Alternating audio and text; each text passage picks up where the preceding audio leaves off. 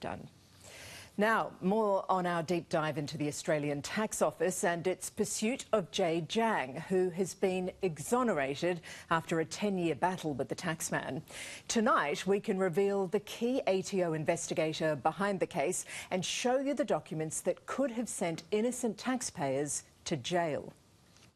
This is ATO investigator Anthony Rains heading into a Brisbane court to give evidence that could determine the future of a taxpayer.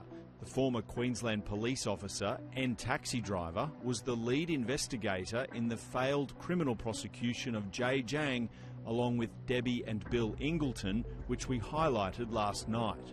I cringe at the name Anthony Rains. I cringe at the word ATO. Jay and Debbie have many unanswered questions about how that investigation was conducted. They had a 10-year jail sentence hanging over their heads for more than 2 years before the charges were dropped with no evidence to offer. The case is now the subject of an independent review by the ATO.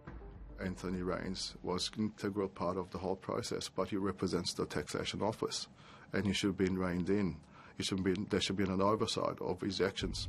Businessman Jay Jiang is now on a campaign of his own to uncover why he came so close to being destroyed. Via Freedom of Information requests, we can now reveal a crucial witness statement provided by the ATO in his criminal case. This line, which is incorrect information, this could have put you in jail. Yes, that would have put me to jail for 10 years. The witness statement was authored by a different ATO officer. Any changes made to the original are tracked in the colour purple. Those tracked changes suggest this pivotal piece of information was added to the witness statement by lead investigator Anthony Rains.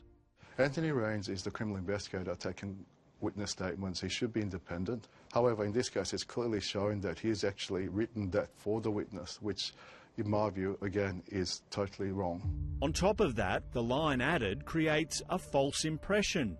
It claims officers could not find a crucial private ruling on the ATO database. But that ruling did exist and was sent to Jay Jiang's legal team the night before his committal hearing at Southport Court, a vital step to his criminal charges being dropped. This claim that they couldn't find this document on the ATO database, I mean, it's a bit like the dog ate my homework. I believe that's a nice way of putting it.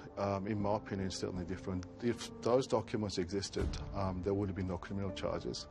The ATO declined to answer detailed questions surrounding the failed criminal prosecution, citing confidentiality obligations. It did point out that all decisions to commence a prosecution and continue with it are made by the Commonwealth Director of Public Prosecutions independently of the ATO.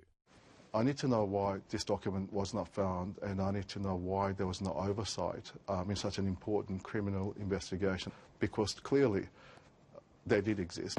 Tax Ombudsman Ruth Owen will now investigate.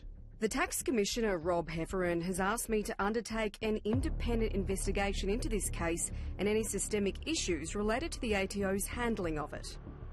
The ATO is the only agency that can knock on your door, enter your house, take away whatever it wants or it deems necessary to take away without once getting a warrant from a court. Jason Falinski is a former federal MP who spent 15 months chairing a House of Representatives committee looking into the extraordinary powers of the ATO. Most Australians have no idea that the ATO has been granted these powers.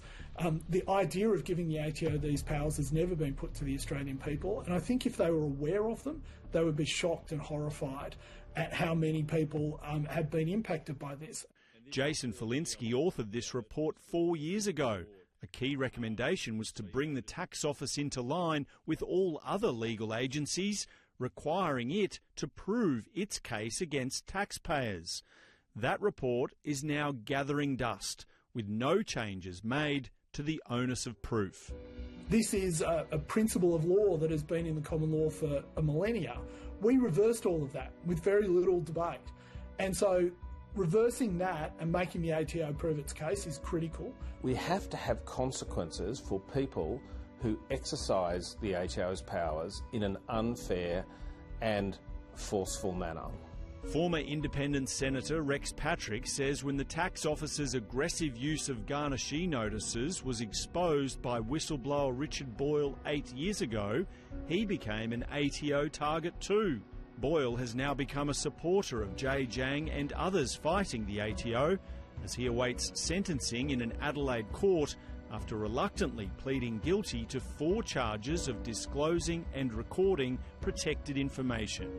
In my view, Richard Boyle was prosecuted to send a very strong message to others inside the organisation that you are to remain quiet. It's ruined his life and his family's life. And we repeat our invitation to the ATO to come on camera and answer our questions.